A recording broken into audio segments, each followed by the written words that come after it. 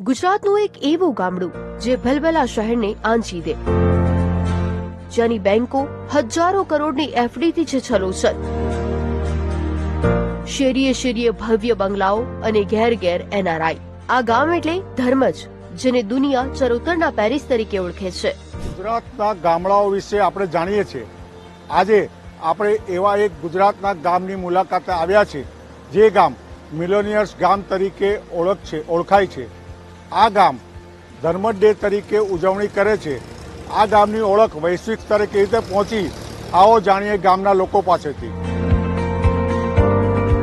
આણંદનું આ ગામ તેની સમૃદ્ધિ માટે વિશ્વભરમાં જાણીતું છે. લંડન, અમેરિકા, ઓસ્ટ્રેલિયા હોય કે યુરોપ, તમે ગમે ત્યાં જાઓ, ધર્મજનો એક વ્યક્તિ તો ત્યાં જોવા મળશે જ. મારો એક છોકરો થયો તો કેમિસ્ટ થયો અને બીજો થયો એ નાનો એ ડૉક્ટર થયો ત્યાં. અમારે 7 કેમિસ્ટો છે લંડનમાં અને એક કેમિસ્ટ જુઓ તો તમે શક થઈ જાઓ. મારી પાસે મિલકતો હતી પણ મેં મારા ભત્રીજાને ગિફ્ટ તરીકે આપી દીધી. મારું ઘર છે, ખેતરો છે, બધું જ આપી દીધું. Even financially I help him to build a house in Ahmedabad.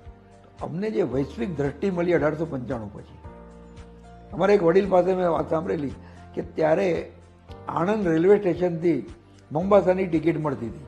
એટલે નવી પેઢી પોતાની સંસ્કૃતિ અને માટી સાથે જોડાયેલી રહે તે માટે દર વર્ષે 12 જાન્યુઆરી એટલે કે સ્વામી વિવેકાનંદની જન્મજયંતિએ ધર્મજ ડેની ઉજવણી થાય છે.